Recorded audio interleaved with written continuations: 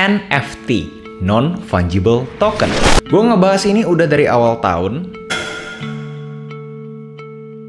Bukan gue mau sok keren, tapi poinnya adalah jargon ini udah lama dan udah banyak banget yang ngebahas tentang NFT ini. Tapi ada aja dari kalian yang nanya, Kak, apa bedanya dengan klik kanan lalu save image as?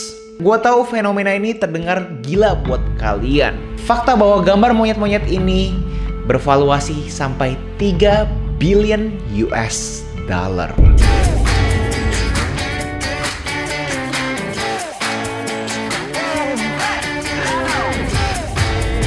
Hai warga kreatif, buat kalian yang mau kenal, salam kenal dulu, nama gue Gus Yalin, dimana di channel ini gue selalu ngomongin sudut pandang kreatifnya gue. Mau itu kreatif kripto, mau itu kreatif baca buku, mau itu kreatif negosiasi dengan klien, apapun yang sifatnya kreatif akan selalu gue bahas channel ini. So buat kalian yang berkenan, tolong dipencet tombol like-nya guys, karena itu beneran ngaruh buat gue punya self-esteem. Maksud gue untuk gue nyembah Dewi Algoritma, tapi self-esteem juga ngaruh sih.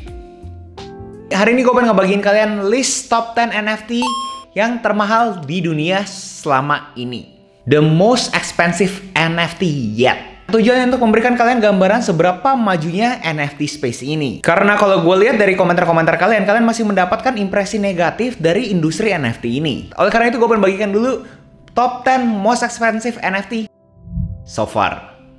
Kita mulai dari nomor 10. Beeple 6,6 juta USD. Gue yakin yang ngeklik video ini pasti banyak banget yang tahu sama si Beeple, dimana beliau adalah digital artist yang lagi mendapat breakout year di tahun 2021. Sebelum NFT bisa dibilang beliau itu sangat niche banget komunitasnya hanya untuk digital artist, tapi dengan adanya NFT akhirnya ya beliau bisa jadi mainstream. Dan dengan kesuksesannya beliau menjadi inspirasi untuk orang-orang yang mempunyai aspirasi bikin digital art juga layaknya gue. Nomor 9, Artblocks 6,93 juta USD. Jujur gue juga kagak ngerti NFT ini. 6,93 juta USD. But then again, layaknya gue juga kagak ngerti kenapa pisang di duct tape ke tembok aja bisa bernilaikan miliaran bahkan triliunan. Nomor 8 ada Xcopy, right click and save as guy. Dibeli oleh akun yang sebenarnya pseudonym, tapi akhirnya Snoop Dogg ngaku bahwa yang beli itu adalah beliau. Nomor 7, Laravel Labs dengan karyanya CryptoPunks 3100. 7,51 juta USD. Bisa dibilang karya CryptoPunks ini yang OG, dimana orang bikin sekian banyak collection lalu didistribusikan ke penggemar-penggemarnya. Karya CryptoPunks ini juga mengambil posisi nomor 654. CryptoPunks nomor 6 yaitu adalah CryptoPunks 7804, 7,56 juta USD. CryptoPunks nomor 5 yaitu adalah nomor 4156, 10,35 juta USD. CryptoPunks nomor 4 yaitu adalah CryptoPunks 7523 dengan 11,75 juta USD. Dan fun fact, CryptoPunks itu sebenarnya dibagikan secara gratis ke orang-orang yang mempunyai Ethereum wallet. Itu zaman dulu banget di 2017. Yap, 2017 kalian lagi ngapain? Gue juga bingung kenapa gue kagak main CryptoPunks dari dulu.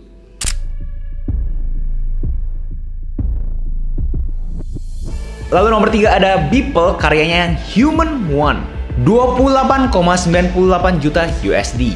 Ini sangat recently di November 2021 ini, dimana semua orang mengantisipasi Beeple karya berikutnya tuh bakal terjual berapa dan akhirnya terjual di 29 juta USD tersebut. Kenapa semua orang mengantisipasi karya Beeple di November 2021 kemarin?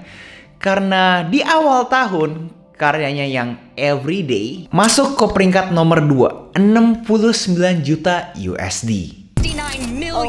Di Beeple ini yang nama aslinya Michael Winkelmann, dia gabungin semua karyanya dia ke satu piece of art. Dan itu di auction dan bahkan ada live streamnya. Oh my god!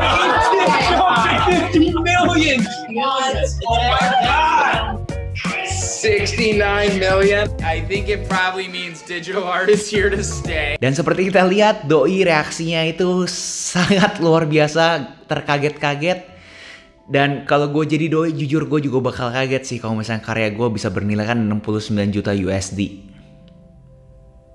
Kalian bayangin, digital artist, pelaku di industri kreatif yang orang-orang bilang, ya bisa apa sih? Dapat 1 T guys.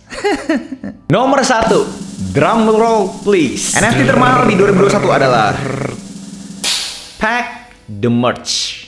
91,8 juta USD. Walaupun technically ini bukan one of one art, dia itu lebih ke satu big project di mana orang-orang bisa berpartisipasi, bisa minting semaunya mereka, dan kalau misalkan yang minting terbanyak akan mendapat suatu eksklusif NFT lagi. Dan leaderboardnya itu di hidden. Jadi semua orang kagak bisa lihat siapa yang minting paling banyak. Menurut gue ini cara jenius, tapi sangat riskan juga ya. Ternyata banyak orang yang mau melakukan minting sebanyak-banyak mungkin dan akhirnya dapatlah 1,3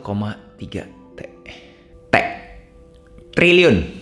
So apa sih yang gue pengen sampaikan dari video ini? Jelasnya gue baru ngulas NFT yang sifatnya art, belum ngomongin yang project-projectnya lebih dalam lagi. Dimana valuasi BYC dan CryptoPunk sebenarnya itu udah jadi 2,5 billion sampai 3 billion USD tergantung nilai Ethereum pada saat itu. 3 billion US dollar, 3 miliar 45 T rupiah.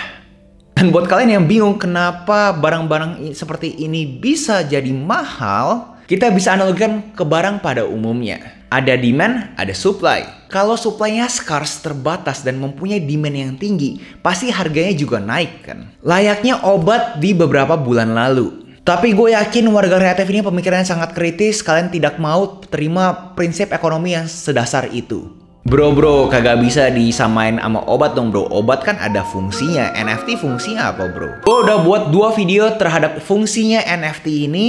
Kalian bisa nonton dulu ke sana dan abis itu coba kasih gue pertanyaan spesifik terhadap fungsi NFT. Balik ke video ini. Gue pengen bagikan informasi ini ke kalian untuk pekerja industri kreatif. Buat ternyata kalau kalian melakukan kuantitas terus sampai kalian ketemu kualitasnya kalian bisa menjadi sesuatu di pekerjaan industri kreatif ini. Layaknya si Beeple. Dan itu yang bikin gue excited banget buat NFT Space di 2022 ini. Karena gue pengen ada NFT artis Indo yang breakout juga layaknya si Beeple. Bro, mana mungkin lah bro yang bisa jadi kayak Beeple, paling bisa dihitungan jari bro. Kagak bisa semua orang jadi kayak Beeple bro. Kalau kayak gue mah bukan siapa-siapa, mana bisa bro. Gue ngerti, gue kagak pengen cuma ngomong doang. Gue akan menjadikan gue sebagai studi kasus. Gue yang bukan siapa-siapa, gue udah rilis gue punya NFT collection. Yep, seriusan kalau kalian klik link di deskripsi ini, kalian bisa cek itu udah minted dan itu udah punyanya gue. So jadi gue pengen share ke kalian, gue yang bukan siapa-siapa ini bisa gak sih dapat sesuatu yang signifikan di dunia NFT ini. Ini adalah karya-karya gue saat gue menjadi travel photographer, walaupun sekarang gue juga pengen jadi travel photographer, tapi ya karena pandemi jadinya agak susah. Tapi balik lagi ke intensi gue pengen tahu apakah yang bukan siapa-siapa bisa menghasilkan sesuatu di NFT world. We shall see. Gue mempunyai harapan besar dengan gue menjadikan diri gue sebagai studi kasus, memberikan kalian vibes positif terhadap NFT space ini, bahwa ini kagak cuma buat flipping doang, bukan cuma dapat untung doang, tapi membuat kalian para kreator, para pekerja industri kreatif semangat lagi. Ternyata ada tuh di luar sana jalan yang kalian bisa ambil untuk bisa menjadikan pekerjaan ini profesinya kalian selama-lamanya. Karena jujurnya sebelum gue bikin video ini, gue pengen bikin video yang titlenya kayak belajar investasi NFT dari nol. Tapi gue rasa itu kan gue pakai topi tradingnya gue kan, topi investornya gue kan. Dimana gue yakin kalian juga kagak peduli gimana caranya gue bisa milih-milih NFT project yang gue suka. Dan balik lagi pekerja industri kreatif kan, gue pengen bring value ke kreator, ke kalian yang beneran create, yang beneran bikin suatu karya. Dan jadilah video ini. Nextnya kalian mau topik apa? Tinggal komen aja di bawah. Apakah kalian pengen gue elaborasi terhadap NFT collection gue yang barusan gue minted? Apakah kalian pengen tahu kenapa gue minted foto-foto itu? Apakah sebenarnya yang harus gue buat ya? Terus mungkin dalam bahasa Inggris buat orang-orang bule tahu ya. Ya harusnya gue buat ya, biar bisa dapat market luar kan ya. Oh well, itu aja. Jangan lupa like, comment, subscribe, nyalain notifnya, share ke teman kalian. And I'll see you in the next video. Salam kreatif. Bro, jangan salam kreatif dulu bro. Iya kenapa bro? Gue pengen lu bikin yang investasi NFT dari nol. Lalu kan bilang gue jual lu udah, makanya bibir gue kering kan. Makanya gue pengen bikin sebuah studi kasus nih, bahwa gue bikin karya gue sendiri bisa jadi apa gitu. Kagak bro, gue kagak butuh itu. Kenapa ya? Ya karena gue pengen tahu cara investasinya lu. Tapi gue bilang gue jual udah. Konten gue gado-gado, gak punya expertise, kagak punya kompetensi. Tetep gue pengen. Kok gitu ya?